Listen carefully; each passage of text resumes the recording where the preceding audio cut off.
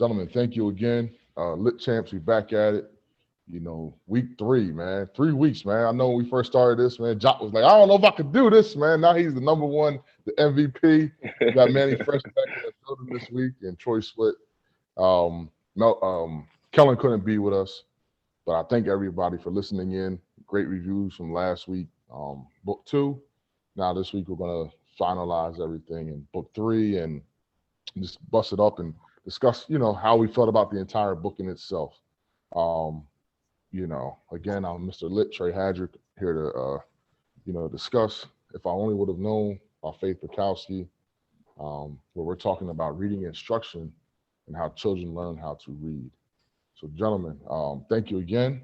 Just to start off, if you want to introduce yourself to any viewers who've never listened in yet. Start with Swittenberg, and we'll go around. Yep, my name is Troy Swittenberg. I'll start. Go ahead, either one. Go ahead, Jock, if you want to start off. My name's Jock, a barber in Bridgeport area with one son, teaching him how to read now. There you go. Hi, my name is Troy Swittenberg. 3 kids. Everything that we're talking about in this book, one of my child has been through. That's about it. Hello, everyone. I'm Melvin Morris. I'm an educator. I have a son who's 5 years old. So I'm just, delighted, to be a part of this book club with these gentlemen. Awesome. And my name is Trey Hadrick. I am a educator myself as well.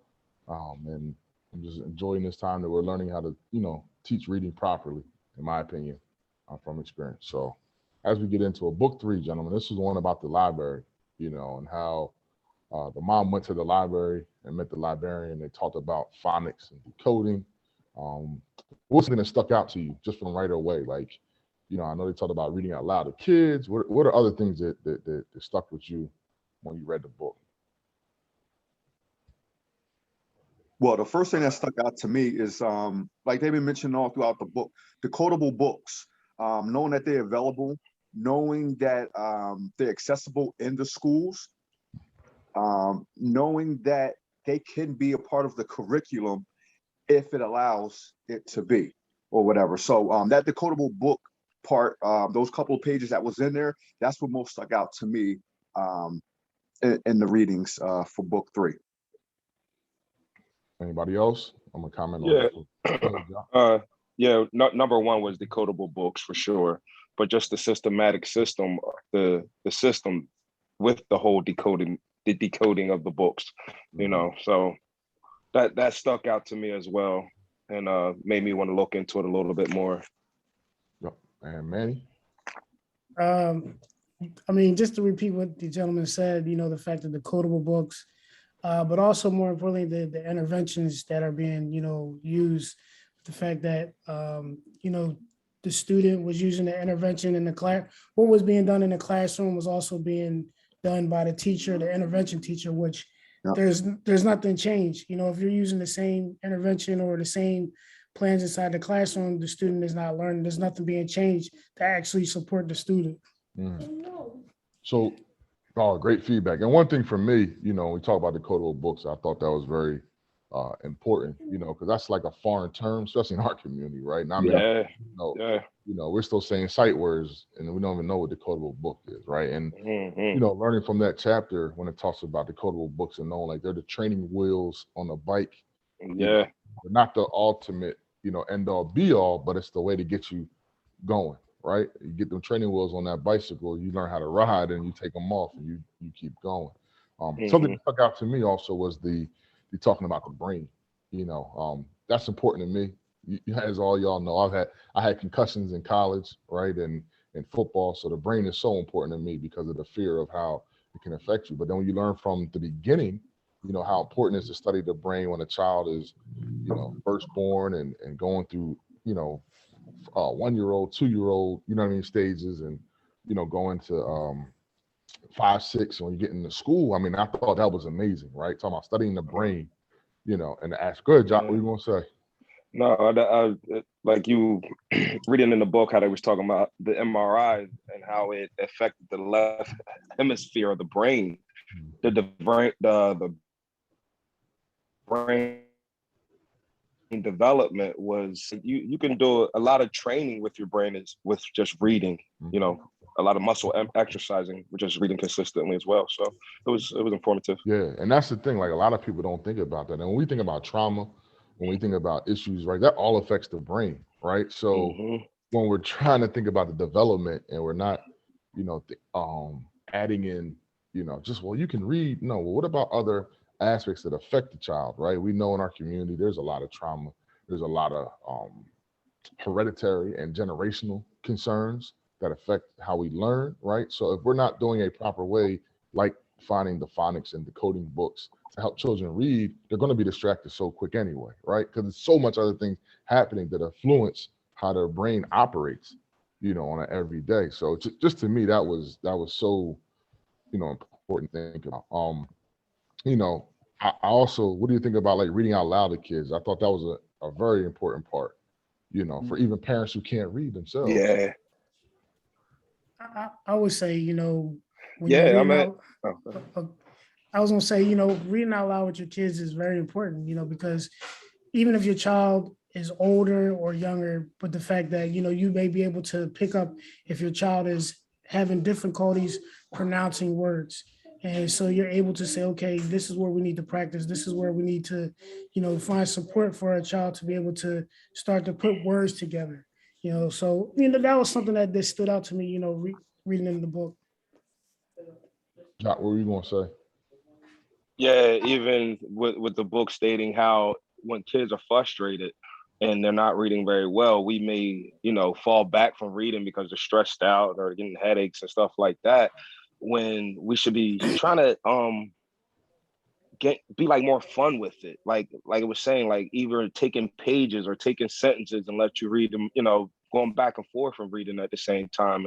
And just like when you see the frustration happening, you know, jump in and be their training wheels for them and helping them out, you know? So like I said, I take a lot of stuff out of this, and this book has helped me out so much more than where I was at. We still got a long way to go, but this one little book has helped me out so much more, where I done jumped on Amazon looking for decodable books already. So there you go. There you go. There you go. Swit, what are you going to say, Swit? Nah, man, it's I'm going back to last week with that the acronyms peer. You know what we used last week. It man, I can't tell you.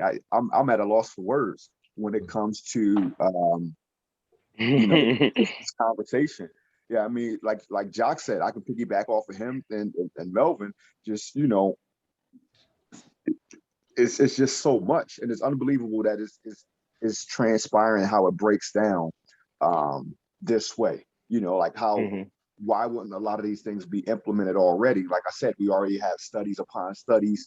We have the teachers union, who supposedly should be trying to put the best foot forward when educated. We have all these educators who have PhDs and you know, bachelor's degrees and double bachelor's degrees, and you know, they master's degrees, and it's still like we're holding on to the old way of teaching, and we know it don't work, but yet and still we still settle for, you know, what's not working or whatever. And when you look at the educational system overall worldwide, how we keep falling. So, you know, I think we were once like 26. How can we be once like 26th in the world as far as like education wise? Well, we have all these resources here, you know, everything made readily available for us. I mean, and the whole scheme of things that I'm getting out of this is you are more successful in life when you know how to read. Everything else comes to you easier. Like even I guess with math and science and everything, all the other curriculums that are in school, that if you're struggling in reading, there's going to be a lot of other struggles in your life, whether it's financially, physically, whatever. The stress of not being able to know how to read or keep up with everyone will, you know, cause your health to even to fail on you. And it almost seems like that's where the world wants you at. Yeah. where where it's like, hey, we only want a certain group of people to strive and not everyone to strive, and it doesn't even matter about color anymore. It's just like, hey, we're going to have a class of people. Either you can do it or you can't, and if the ones that can't, classism, yeah, it's classism, yeah, right. All the isms and schisms you want, but and it's the grand scheme of things. We have to stop relying on a system, and we need to put our own system in our household. And it starts by these decodable books. And we have a foundation now where we can start at, and now we can start venturing out to our other kids with passing the books along. And they're the books we need to be passing along. So yeah. Because you can have your own library in the barbershop, and just how they rent out books in the library.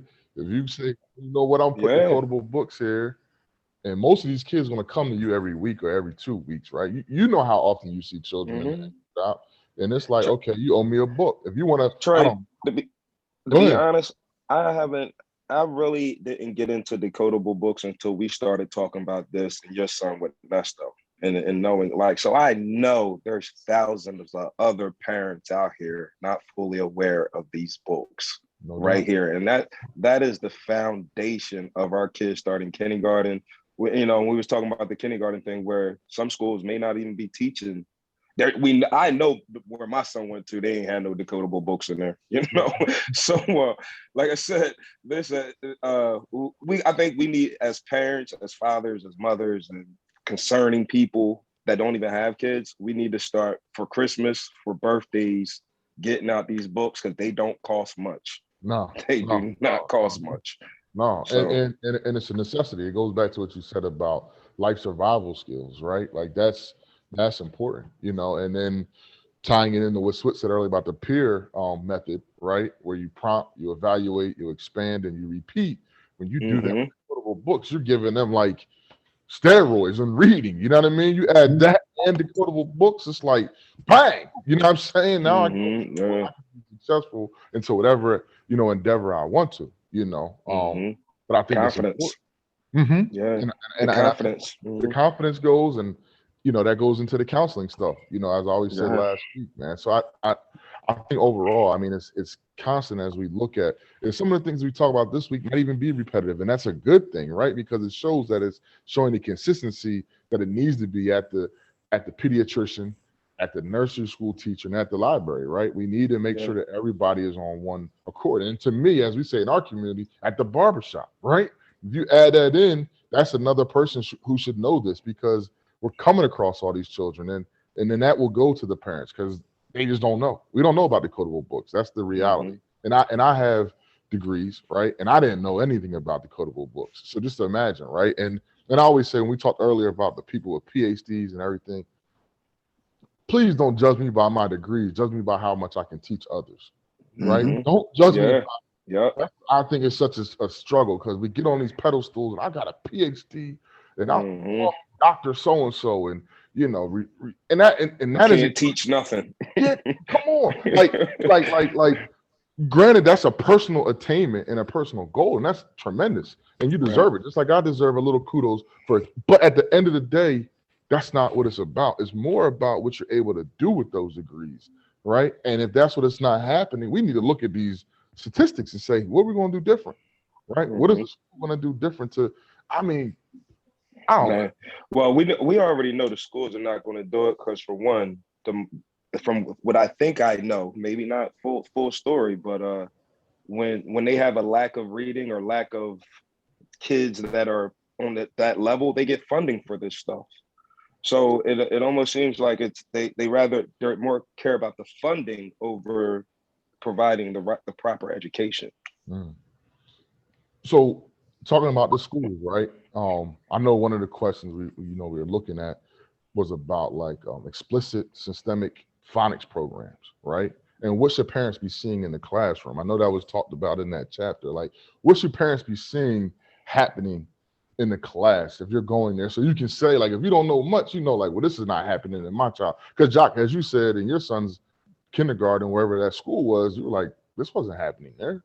What certain things should parents see in regards to reading instruction and reading skill set should they see in the classroom in those early grades? What are some things y'all saw in there in the book? I know they talk about phonics. Go ahead. Well, go ahead. No, you good. Go ahead.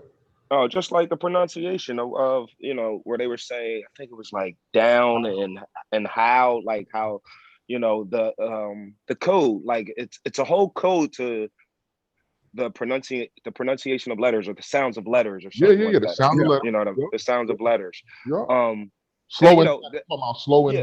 Mm-hmm. Yeah, slowing down. And Mm-hmm. and I'm gonna tell you one thing, that's where I struggle at.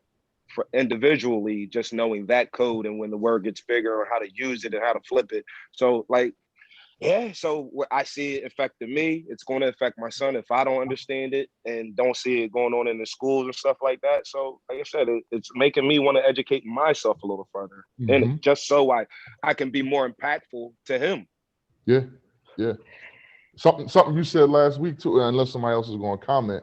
But your famous line from last week that everybody talks about is, "Do not memorize." Right? That was your famous thing. Yeah, memorize. No, oh man, You know what? I'm gonna throw them books out when they come. Not to say I'm gonna throw them out. We're going to read them, but that whole system of you got to. I feel bad because that's what I was preaching to my son. Like, you got to, especially little words like is, to, us. You know what I mean? We, stuff like that. But in the same token, those little words are the first foundation of trying to sound out letters to make the sound so it was like we missed the whole thing by just trying to memorize, because that's what they taught me back in first grade, so yeah, letter sound correspondence and making sure that they go together, and knowing, because a letter is technically a picture, right? And a child sees that picture and should know the sound that goes with that picture. If we're talking about, Yeah, and they tell you, look at the picture. If you don't, look at the picture first and see what little Johnny's doing. Is he hugging or is he carrying a word? And it's like, nah. I actually want books with words. I don't even want pictures no more, to be honest. There you go. It doesn't help the kid at all to guess at what they think was going on. Go ahead, Troy. Yeah, just as much as the kid, like they said, the parents need the training as well too. It doesn't make any sense if the kids have the training but the parents don't, or whatever. So that interaction between reading back and forth, reading out loud, dealing with each other, the parents need just as much training as the kids too. When the parents are in the class, they should also be learning too. Like that old TV show used to be, are you smarter than the fifth grader? Are you smarter than the third grader, fourth grader? Yeah. Learning never stops, or whatever.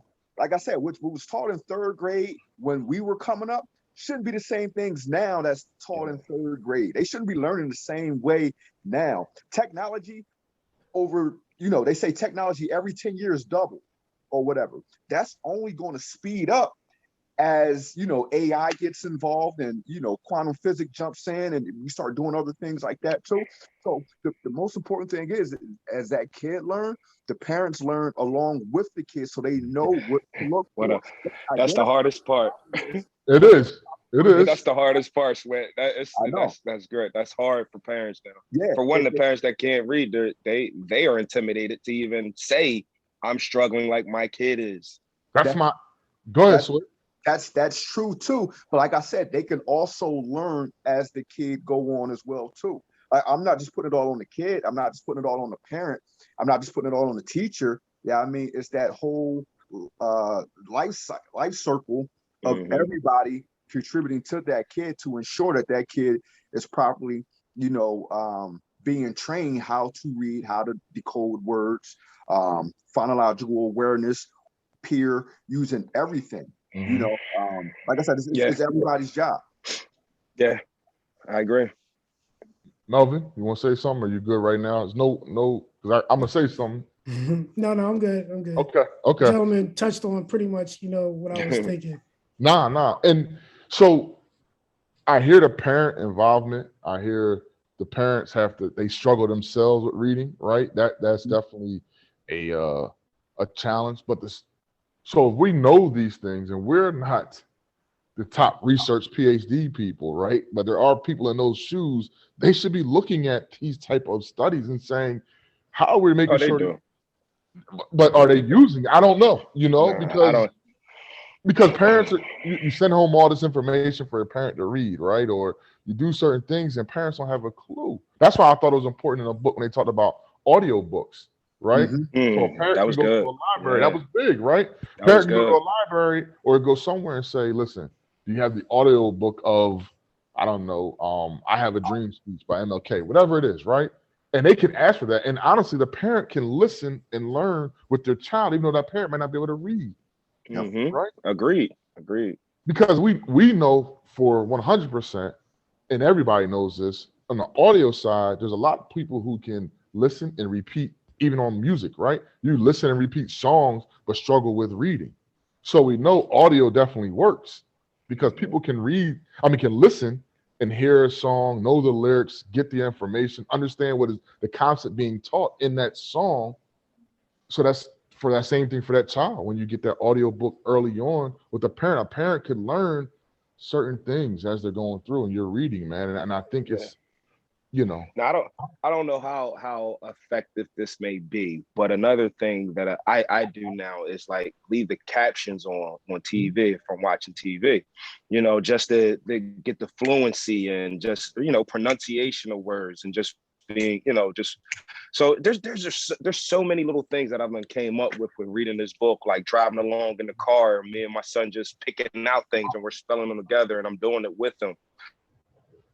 It just makes him more excited. So it's like, it's the little things can only take 5 minutes as if you're driving down the road to get these kids involved and wanting to read. It's possible. It is very possible. Let me tell you one thing. What you said is a major thing. It's not like you don't know if it works, right? That whole put the captions on.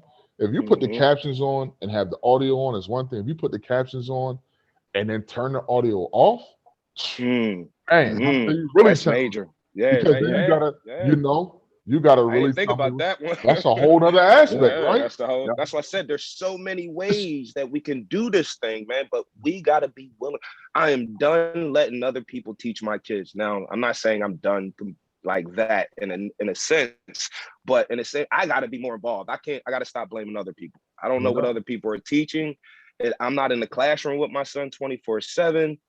I don't know what he's doing when he's in the classroom. So the only thing I know, but you hope, but you do hope, that when he's there, certain things are being done right. Because if you work on everything you work on, and then we go to school and it doesn't sometimes, match up, then we sitting looking like, we start from day one again. But we all know how that class structure is set up is not even productive in the beginning. So they touched upon this in the book.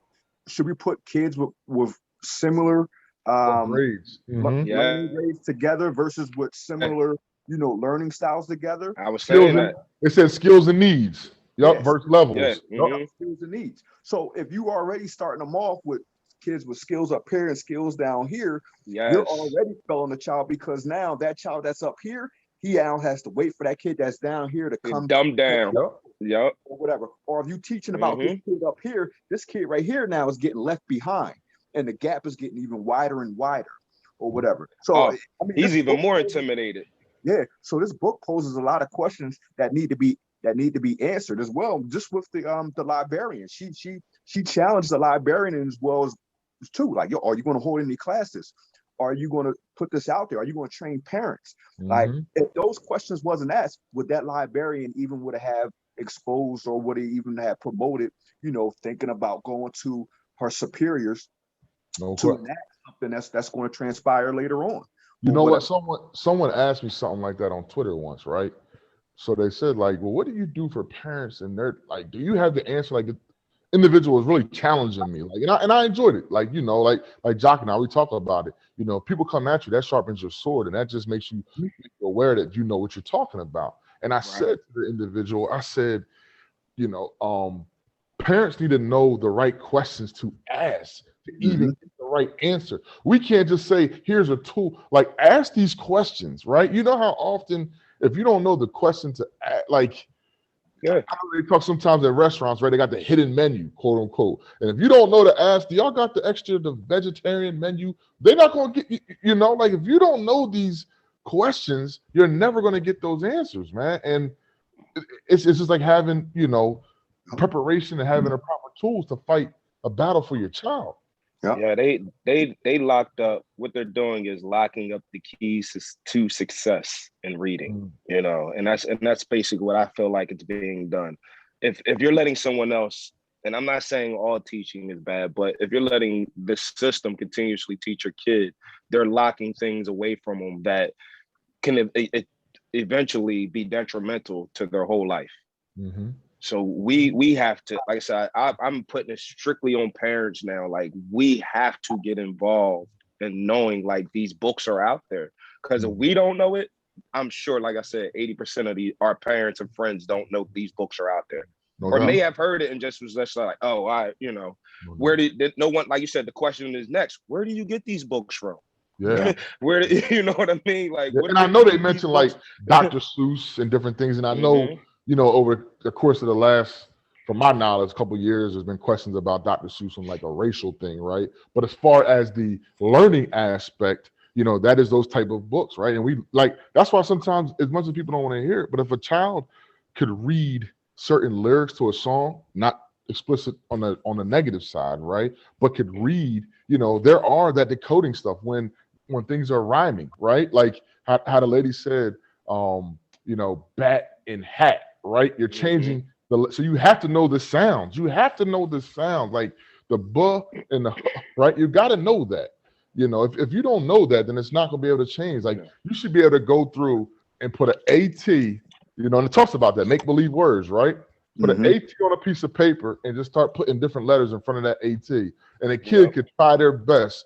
And some of those, like if you put a QAT, they might not be able to sound. They're like, "What is this?" But then a kid who really knows how to decode is going to say "cat." I'm like, "What?" But yeah, because the Q makes a K sound, right? Without that U next to it. But if you go through and really learn that, but if you don't learn all that, it doesn't happen, right? You should be able to put an L in front of that AT and a P in front of that AT, and just keep going. And a child should be able to tell you every word because they know the sound. Yeah. Well, and that's what the book was like, giving you confirmation on if the skills are working. Like, you should be able to have rhyming words that don't rhyme. It can sound out the word instead of guessing. Yep. So it gives you a little ground to stand on and say, okay, my child's sufficient here, but not sufficient there. So you're able to just understand where your child is struggling at. Yeah. So one of the things I wanted to go to too. So like say, for instance, like in my school district or whatever, like for kindergarten, they do a pre-assessment on all of the kids that come in to kindergarten, try to put them in that way there. So do they do that from the very beginning or once a child has a challenge? No, they do it from the very beginning. So they do with all kids. So they have about 120 kids that are coming in for kindergarten. Okay. They do that. Why do they stop after the kindergarten process if that kid is still gaining ground? Because most of the times, by the time they figure out that the kid is not there, he's already been pushed through the 5th grade, and we still haven't tackled some of those hard issues going through. We still haven't tackled that. Hey, they know that the kid isn't up to par on reading levels, but why haven't they attacked it and say, okay, these kids need this help right here, and now we need to change up our approach into challenging ourselves and then getting this kid, the child, the proper help that's needed. I know one thing you mentioned when you say pushing the kid through, when we talk about memorization and how that hurts so much. It's just it's unique, like you said, that these PhD holders and everybody at this high level don't look at, and they know this data, but I'm not gonna say it's unique. It's almost disheartening, excuse me. But they know that when a child gets to 3rd grade and they start to do multi-syllable words, right, and it starts to add up, right, that's why we know we can't do pictures from day one. Because once you start adding it, you just can't.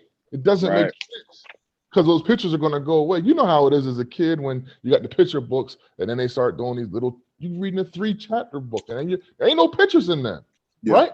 So it goes backwards. Like, it should be like you said, all words. When my son was trained and got this help, right? And the help is not. Let me state this too. Because I had a discussion with someone recently. Like, well, you got specialist help. The help that my son got is something that can be done in every single school. Every school, period. Let me state that, right? But he didn't have any pictures at all through 7 months of tutoring of 1 hour a week. You know, Wow. so That's it. 1 hour a week. 1 hour a week. Wow. That's what I that said. is Don't take something. much. It was It 1 hour doesn't a take week. much, man. That's Listen, what I said. 1 hour a week, and then some worksheets. It was 1 hour a week. 1 hour a week. Mm-hmm. So like, and I'm being honest, in schools we got, I don't know, what 90 some minutes a day for your English and your 5 reading. days. 5 days. 5 days. That's enough saying that we need to stop. I'm not telling you not to send your kid to school, but when they come home, take that 10 to 20 minutes. Like he said, Trey just said, only an hour out of 5 days. Yep. His kid started learning how to read. That's impressive. Yeah. That's impressive. Like I said, And like I was basically, sorry to cut you off, but like I was saying, the system is the system. You know, there's studies out there right now that says, hey, sending home homework doesn't make your kids smarter or learn anymore. But we still continue to send homework home, you know, and stress out the kids and stress out the parents on something that we could handle just by being in the classroom. Mm-hmm.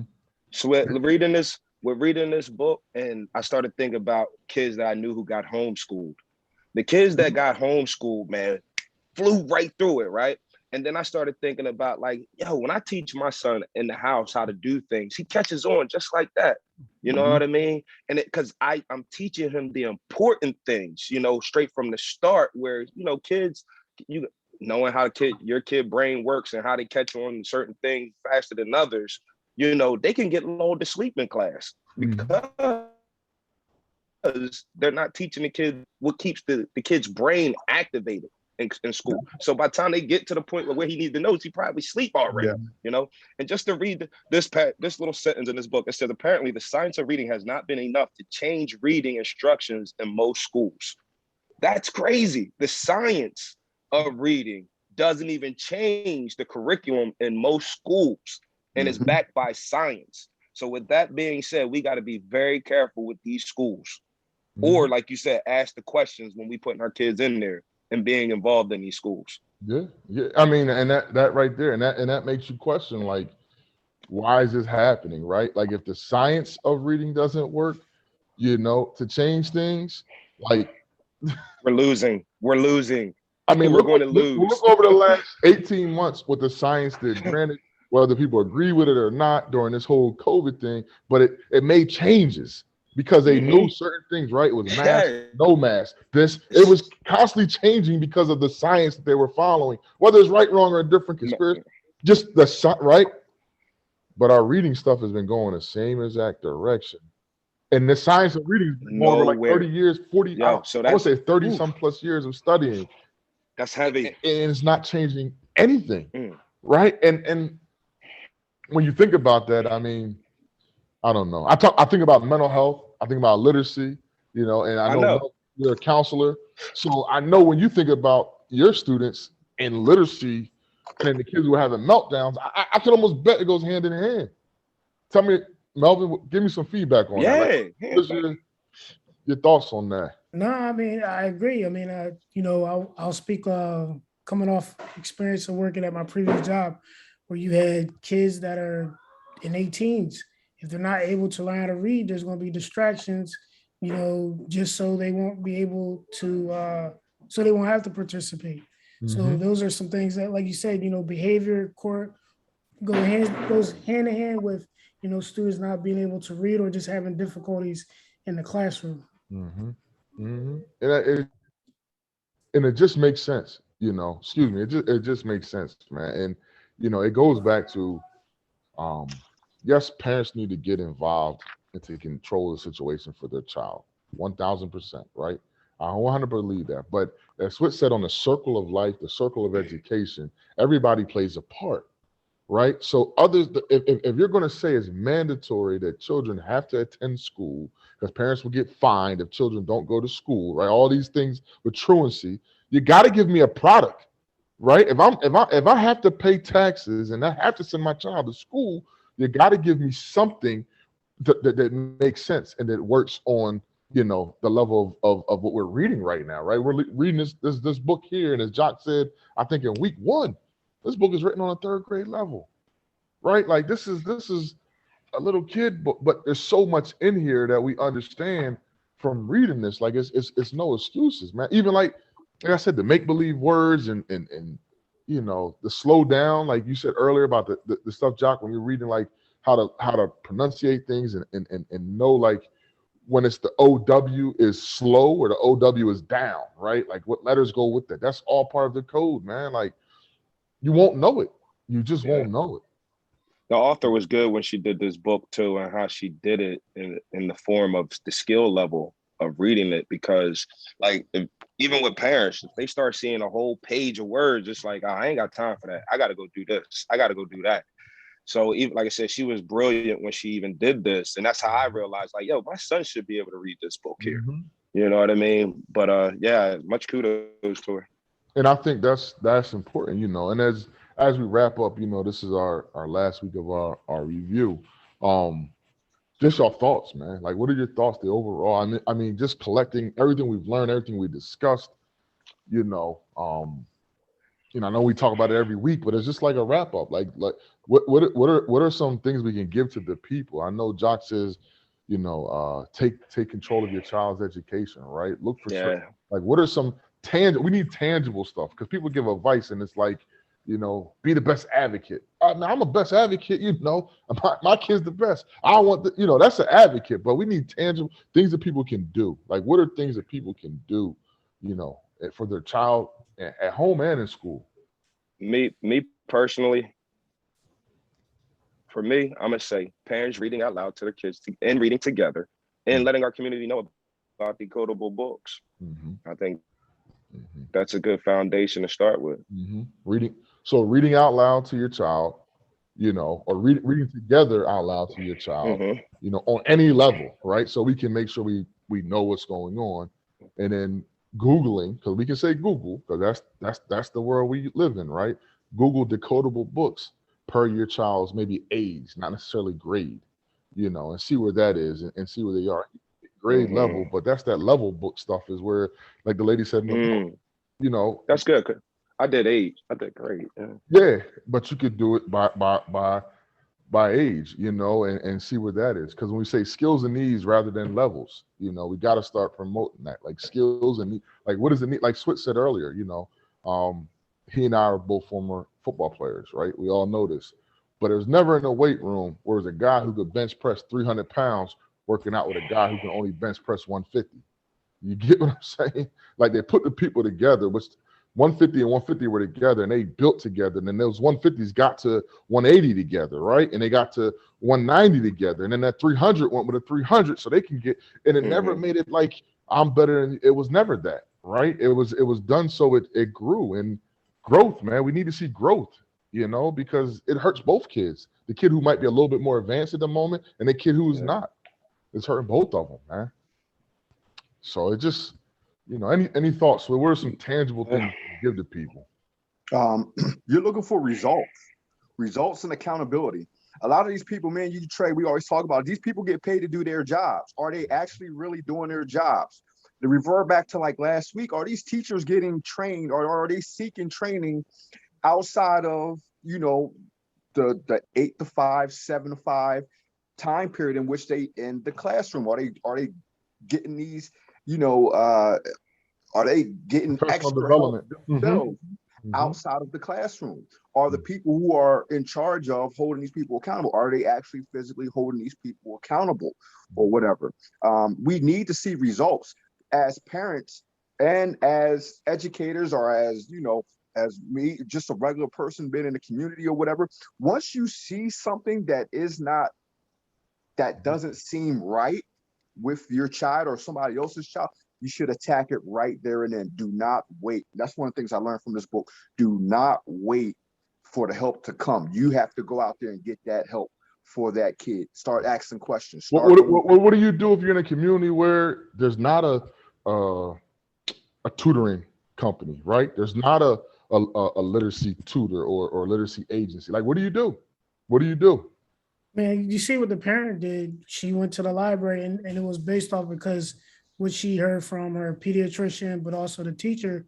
She went to the library and started speaking to the librarian. And that's your next resource right there. No doubt. You know, you ask the librarian questions, and if the librarian is not able to, provide you with those answers right then and there, she even, gave her input and said, well, please, can you actually add this into, your library? Because, there are some parents that may not know this or may not, have, the resources to actually support their child. So I think that's the next thing you do is to, go to your closest or nearest library, speak to the librarian, provide that out, provide you with the resources.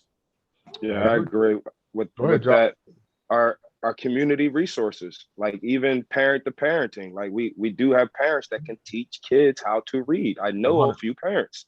Yep. We got to start talking as people who care about these kids. Like Trey, we didn't get this far because we started this whole conversation started in a barber shop, and now look at we are months later. We're here to this point, and we're finding out new tools on what to do for our kids. So ask questions, people. You don't have to pay for it all the time, but ask questions, man. Your local people can help you. Yeah. And one thing I learned about, if you call the people out that's on the scoreboard, you will get results if you be consistent or whatever. Be consistent about calling them out. They have no choice. If not, then you can vote them people out. You have to know you're right. You have to know where you stand at as a parent. They work for you. You don't work for them or whatever. Your taxes pay for the funding. Your taxes pay their salary.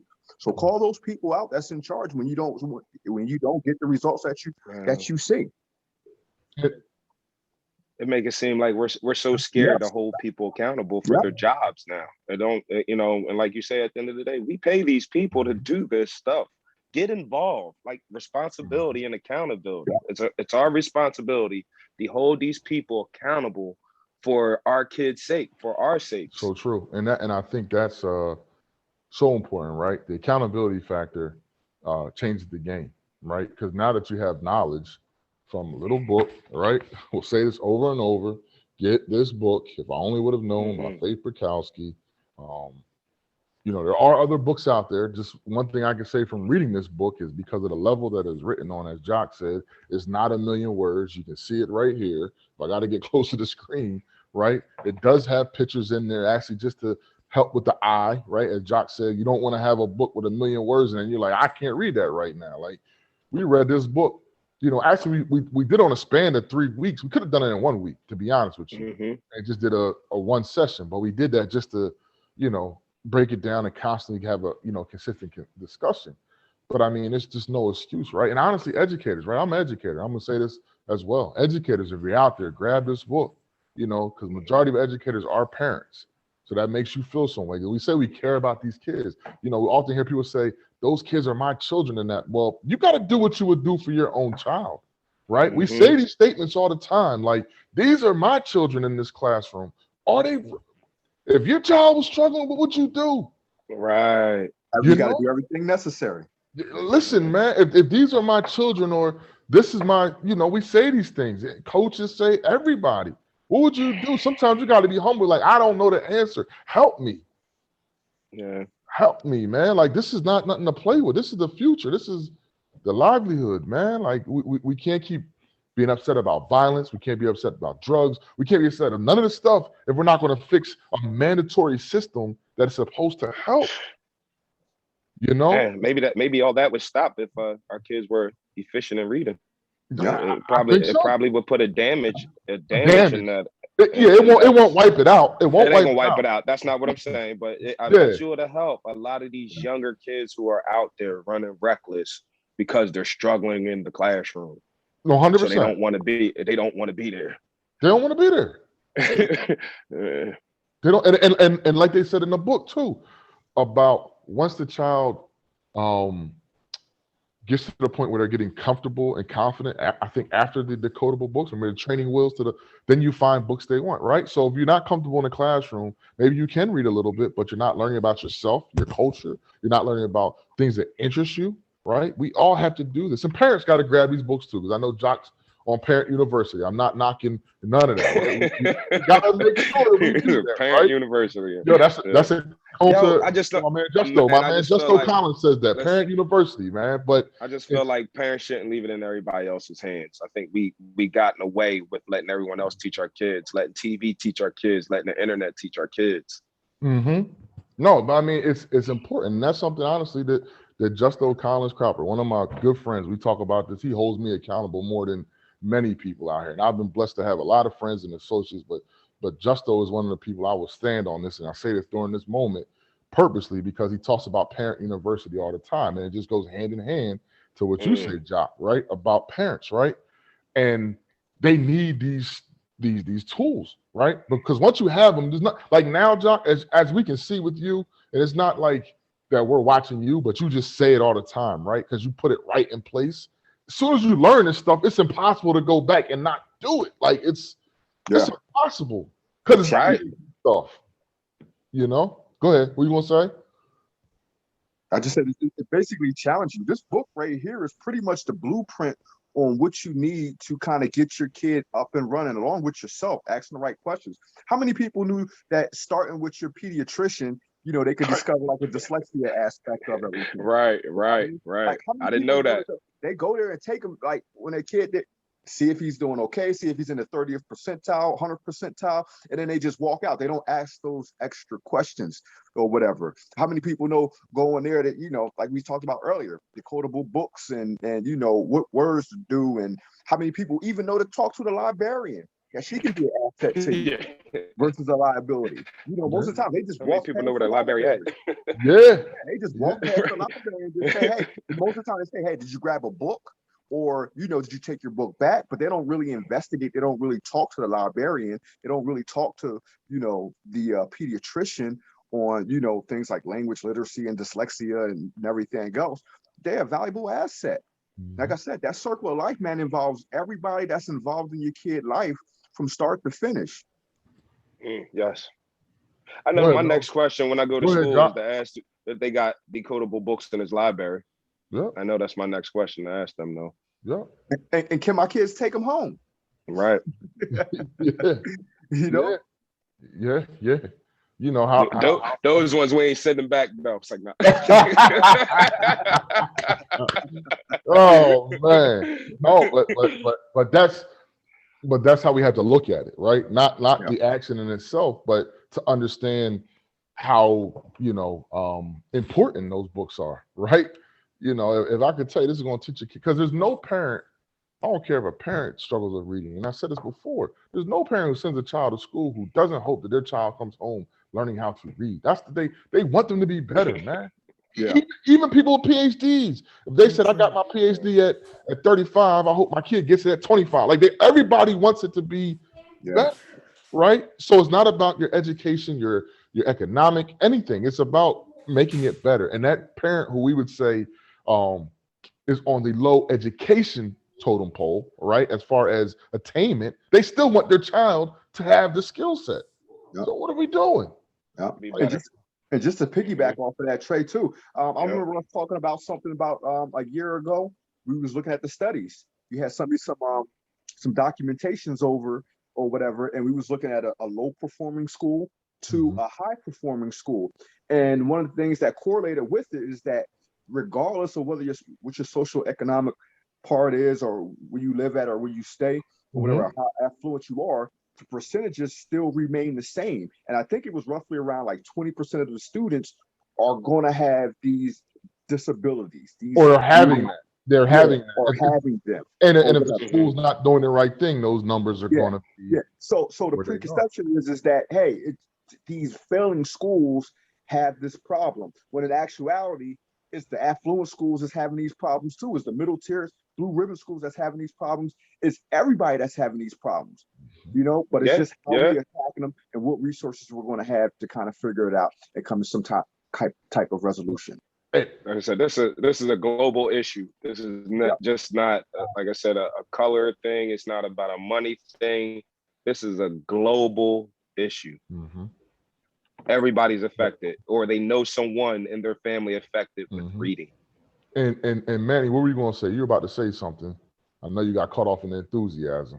No. It was pretty much what y'all were saying. What Troy said. Just the fact I can't get it, but it was something in regards to what Troy said. Yeah, and honestly, that's why I fight so hard in general, because it's a global issue, right? It's a literacy. It's not a class. It's not.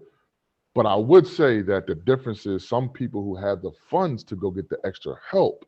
So that's why I'm fighting for everybody, but I'm particularly fighting for the Black and brown children in low economic areas. Because if we're not going to do it in the school, there's not a tutoring agency outside of the school, right? We're not aware of decodable books. We're not aware of phonics. We're not aware of the science of all these things are stacked against us. How the hell are we going to compete? We can't. I mean, and that's why we're going through what we're going through. We got to be honest, man. We got to be honest. We talk about George Floyd. We talk about equity. People put the hashtag, put the fist up. They do all these things, and I get it, right? It was a moment in time. It was emotional, but it's the results at the end. What is going on now, right? Kids still can't read. If you care about Black Lives Matter, you want these Black lives to matter, right? Let's teach them, right? And then parents, if you say it as well on our side, you care about your children, well, you got to fight, because that is in this country, that's the number one thing, is to be able to read and write, man. It just goes back to the beginning of what Jock said about survival, about everything else, man. Like everything society is based off of it. And like the book stated, when they read, the reading and spelling goes hand in hand with what you're learning. So if you're reading, spelling will come along with it. And there are the two critical keys that we need to unlock these doors out here, man. Yeah. And go ahead, Sweat. No, I was saying, the comprehension part, like you said, science, math. Billy has 4 apples. He lost 3 apples. How many apples? If you can't read the basics, then you can't even answer the question. Period. Period. So there's nothing else to talk about, right? Like it's not, man. It's not. And I just go to say, man, we got to make a difference starting at home first, advocating for what we know now, for questions, for these books, for this information, right?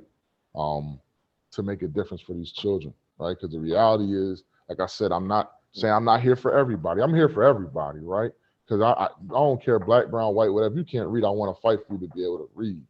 But I know there's areas where affluent communities are able to go get those private tutors and do different things because of financial capabilities, right? I know myself, I was able to benefit from the blessing that I had for income to help my child, but that's not why it should be for everybody. When you pay taxes, man, and it's not right. So you got to pay twice. You getting hit in the head double twice. bubble. Come on, that don't make sense. It don't make sense. It don't make sense. It doesn't. But it feels like, hearing you guys talk and explain it, it feels like, again, what Jock said earlier, some people are supposed to be in a certain position, certain class. Yes. And that's the sad part, because that's what it feels like. Yes. If there was change that was supposed to be, if we know that the students are struggling and, why is the change being, taking place, then what's happening? Yes. Know what it, go ahead, Jock. Yeah, I'll tell you. For right now, just feeling everything we talking about. Now it's making me. I understand the power of being able to teach a kid how to read.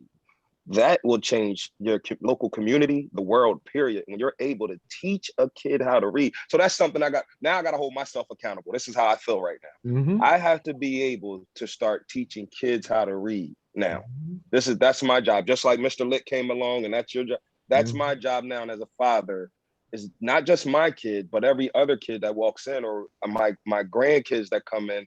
I need to be teaching them from the rip on how to read, or the foundation keys before they move on anywhere else. It starts with me, and I'm back to the parent thing, but it starts with me now. Yeah, but you're saying, and in your lane, that's what you're going to do, right? Like you're still going to hold these parents accountable. That's what I'm. But in your do, lane, yeah. I'm going to give you a little extra on my But point. Yeah. I just feel like I can do a little bit more. I'm all about like being 2% better than the next day. That's my motto. You know, whether it's being polite, education wise, whatever it is, just being a little bit better than I was the day before. No doubt. But this thing is motivating to like now I want to start put things in place to actually helping kids how to read. At least or I don't know, like it's going to come to me, but it just gave me a sense of power, like how much power reading has. Yeah. For an individual. Yeah. And let alone the person that can teach it. I'm sorry, yeah. I'm going on and on. No. But I thought you were done. Go ahead. I need to hear that. Go ahead. No, just the power of. Yeah. Go ahead, Swit. Go ahead. I'm sorry. No, I was. Go ahead, Jock. Hold on, Swit. Go ahead, Jock. But go ahead, Jock. Just the power you hold when you're able to teach a kid how to read. That's even more powerful. And like you said, are you sharpening your skills? We need to sharpen our skills so we can teach these kids. Yeah. Go ahead, Swit. Yeah, if I think I remember my part, but yeah, my bad. It's all good. It's all good. We all got good suggestions or whatever. But the good thing about this, right, is like once you learn the strategies, you don't have to be an educator to kind of teach people. That's what how I'm to saying. Go out and do your thing. That's the good thing about this. Yeah. Once you learn the strategies, you learn the keys or whatever, you're cool. It's just like a millionaire, self-made millionaire. You make your millions. Hey, if you go back to square zero or whatever, you don't mind because if you get $100 again, you know how to build yourself right back up to get to those millions again or whatever. So that's the good yes. That's exactly what I'm talking about, Swit. Yep. That's the whole thing about this reading thing. Yeah, I mean, so once you learn the strategies, everything else becomes simple to you. That's right. You know. Melvin, before I wrap it up, ask questions and as you mentioned earlier, make sure you go out and get this book because I mean it's so much information in this book that's again it blew my mind just reading it. It really did. To be honest, and again, I know it sounds repetitive, but it's basic reading, but you get so much from the book that you're able to just understand and learn where to help, where to start, where to begin with your child. No doubt. Imagine having these conversations with the teachers. Are you using the quotable books? They're gonna be like, hold on. Yeah, seriously. Seriously. Your teacher might say, what's that? No, it's gonna call them out to hold themselves to a higher level with your kid. Yes. Or whatever. Are you using quotable books? Are you using phonological awareness? Are you using the peer? Yes. And then once they know that that accountability starts right there, right there, with your child. Or I'm not going to say for the rest of the kids, but they know when your child raises his hand in the classroom, he better receive an answer. He better receive the help that he needs because they know in your mind you're not playing. That's right. Yeah. And if you got 30 kids in the classroom and all 30 of the parents are preaching and saying the same thing, that teacher's in trouble. And I'm not saying or let me push back. Or not necessarily the teacher in trouble. The teacher becomes Bill Belichick. So you winning. So you should want to make sure that this is happening in your classroom, right? Yeah. You should want to make sure if that's what's going to happen, they're going to ask you these questions and you do your own research, you read the book and you say, okay, well, I'm following in line with this because now I become Bill Belichick. Now I become Super Bowl champion, right? Yeah. So yes, we want the accountability, but then we want that teacher to be able to say, like, look what I did in my classroom on making these. And there's people online who are saying over and over, when I've been teaching for, let's say, 10 years, right? And then the last 2 years, they followed the science of reading and the results are different. And they say, I feel embarrassed for the first 8 years of my career. Like I heard, there are people writing this online. Like it's crazy. You know, like it's legitimately being said, like I've taught for 20 some years and now I feel like I've hurt children. You know, like not done purposely, but because of what I was taught to do, it purposely hurt them. Going back to what Jock said from the beginning, right? So it's all fall in line. And I It's think designed.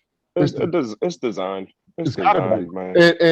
And It's when you designed. talk about the parent engagement, most parents are engaged the most between kindergarten and third grade during that time where it's crucial for the reading and everything. So if parents learn these questions and learn this information now, they're most engaged, right? Because at a certain point, a parent says, "Hey, sit down and do your homework," right? But when you're like in first in kindergarten or second grade, you want to do it with your son or your daughter to see what's happening, right? But when you get to fourth and fifth, do your homework, then you can go outside and play, whatever it might be, or go on the video games. So when you get engaged early on, the difference happens immediately. And parents have to know these questions from kindergarten, first, second, and third, so they can make sure they make an impact, man. Because that's the time I'm blessed that I hate to say, because I don't want to say blessed because of COVID, because situations happen for a reason. But because of COVID, that's how I learned this from my own son, because he was home and he was struggling. And then I was on social media using that to my advantage, and I found faith, and in the book, and all this stuff happens, right? And we grow, and then I'm like, well, this can't just happen for my son. This ain't right. It gotta happen for everybody. And that's how we got to where we are now, man. So I just say, like, we gave some great information tonight. You know, I give y'all kudos. Kel, I know Kellen couldn't be here tonight. You know, another member of the group for this book study. You know, I want to say thank you to him as well. Jock, Swit, Melvin, thank you for your time doing this. You know, hopefully we'll be back. We'll figure something out to continue this discussion. It might not be weekly, but maybe monthly or something to add on, you know, other studies or other articles we can talk about, man. But this is what it's about, you know. And go ahead, Jock, you got something to say? Go ahead. Nah, I enjoyed this journey with y'all, man. Just for these last 3 weeks, it was fun, informative. I learned so much in these 3 weeks. This book was very good. Looking forward to speaking to the author of this book and Awesome. just learning more.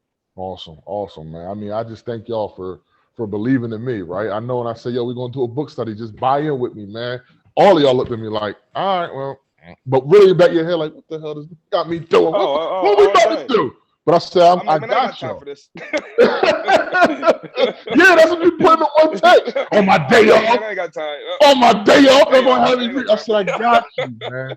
But I thank you for following this, man, you know, because you know the results are speaking for themselves already, right? So, gentlemen, we will be back to the audience, to everybody who's tuned in and listened to the recaps or to the recording. Thank you for that. You know, the time well spent. You know, I know sometimes with 30 minutes to 45, this is a little bit over an hour, you know, but hopefully you learned some things. Hopefully you enjoyed it, you know, and in the future, we will be back, man. The Lit Champs will be back, and we'll continue this discussions, and we'll probably bring on guest speakers, whatever we can do to continue to make sure people know to get involved, man. Our focus is on those early years. If children are older, we can still try to point them in the right direction. But those early years and parent engagement and getting involved is mandatory, man. It's a non-negotiable.